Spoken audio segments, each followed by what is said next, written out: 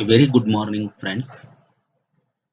Today I will be delivering lecture on a short topic on finite element method, that is derivation of load vectors for a linear bar element. Here figure shows a linear bar element in natural coordinates. Here the natural coordinate zeta is equal to -1 at node 1 and zeta is equal to +1 at node 2. Let q1 be the displacement of node 1 and q2 be the displacement of node 2. Let n1 and n2 be the shape functions at node 1 and node 2 respectively. Hence, the field variable can be written as q is equal to n into q. Here the field variable is the displacement u, which is equal to n into q.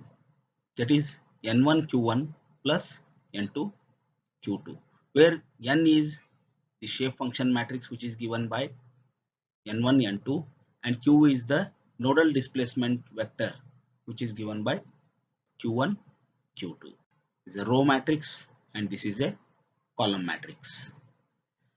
Since the elements can be subjected to three types of forces, it may be a body forces or surface traction forces or point loads. So point loads can be directly assembled in the force vector, means directly added to the element at the force vector. But whereas the body forces and surface traction forces, if they are acting on the element, then we cannot directly add at the corresponding element in the force vector.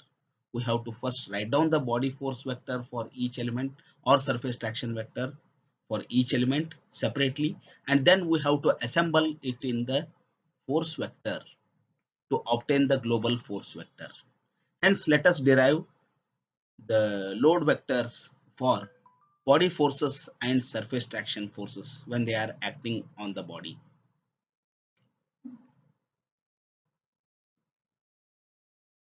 Now let us first derive the force vector due to body forces. Let us consider that F is the body force acting on the element. Then expression for work potential due to body forces can be given by work potential is equal to 0 to V. We have taken the limits from 0 to V because body force depends on volume of the body. It is body force is expressed per unit volume. Hence, its limits will be 0 to V. U transpose into F into dV. For a bar element whose cross-sectional area is a uniform, then we can write down that volume in terms of area into length. Then the limits changes to 0 to L. Hence work potential can be given as 0 to L U transpose into F into dV can be written as A into dx. Let us call this as equation 1, where this field variable, that is the displacement u, is equal to n into q, and F is the body force acting on the element, and A is the cross sectional area of the element. And as in the previous section we have already derived that d zeta by dx is equal to 2 by Le. Hence dx can be written as Le by 2 into d zeta. Then equation 1 becomes, substituting these in equation 1, we get Wp is equal to 0 to 1, ut is n into q transpose into F into A into dx. As limits for x changes from 0 to Le, the limits for zeta changes from -1 to +1.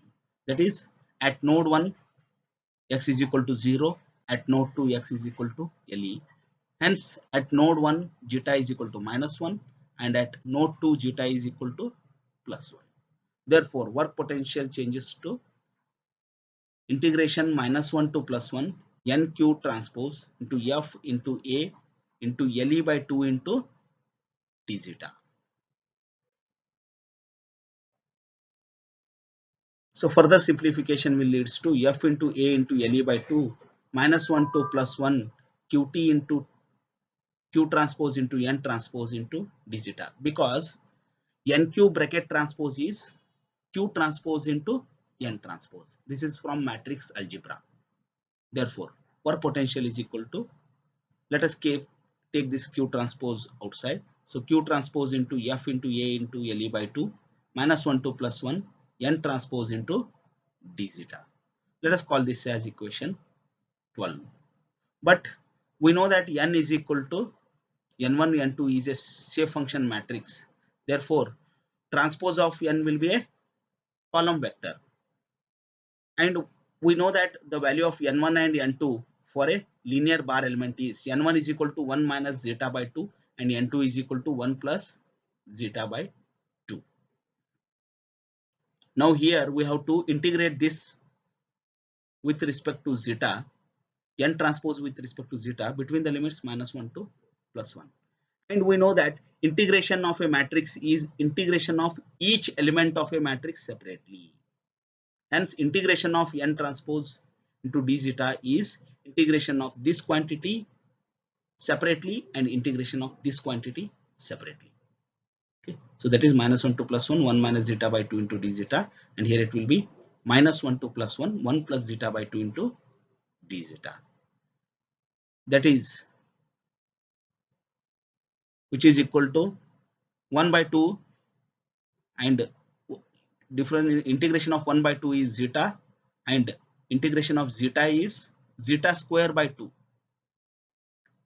So between the limits minus 1 to plus 1. Similarly, it is zeta plus zeta square by 2 between the limits minus 1 to plus 1. Hence, substituting the upper limits and lower limit, we get 1 by 2 into bracket 2 minus 0. And here it is 1 by 2 into bracket 2 plus 0. That is 2 get cancels. So it will be integration minus 1 to plus 1 N transpose into d zeta will be a column vector 1 1. So substituting this in equation 12, we get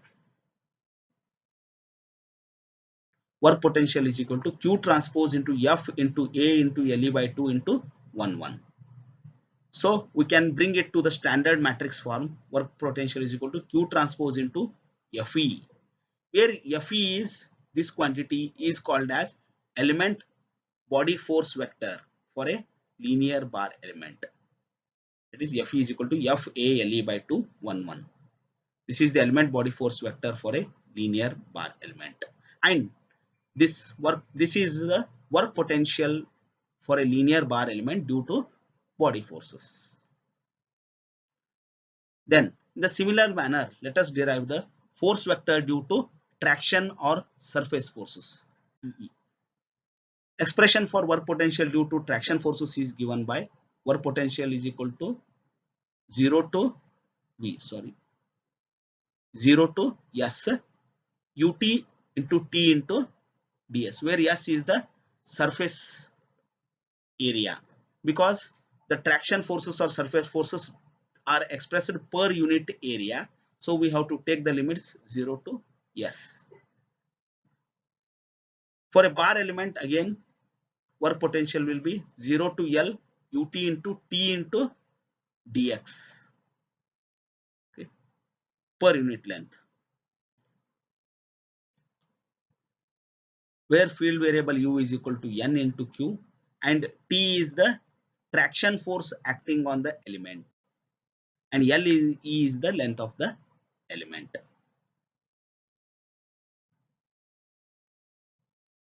And as we already know that d zeta by dx is 2 by LE, hence dx is equal to LE by 2 into d zeta. Substituting these in equation 16, we get work potential is equal to minus 1 to plus 1 NQ bracket transpose into T into LE by 2 into d zeta. That is, let us take T into LE by 2 common outside.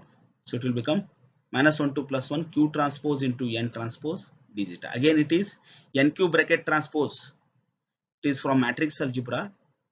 NQ bracket transpose is Q transpose into N transpose. Hence, let us take this Q transpose outside. So work potential will be q transpose into t le by 2 minus 1 to plus 1 n transpose into d zeta. And as already in the previous section, to while deriving the work potential due to body forces, we have already derived this, obtained this one, that is minus 1 to plus 1 n transpose into d zeta is obtained as the column matrix 1 1. Hence let us substitute it in the above equation. We get work potential is equal to qt into t into le by 2 to 1 1. That is in matrix form, we can write down it as work potential is equal to qt into te, where te is this quantity, is equal to t into le by 2 1 1 is the element traction force vector for a linear bar element. And this equation 17 is the work potential due to surface forces or traction forces. These obtained body force vector and surface traction vector are assembled in the force vector. When a body force or a surface traction force is acting on the element, then these has to be assembled in the force vector, and we have to obtain the global force vector. So thank you for patient hearing. Thank you.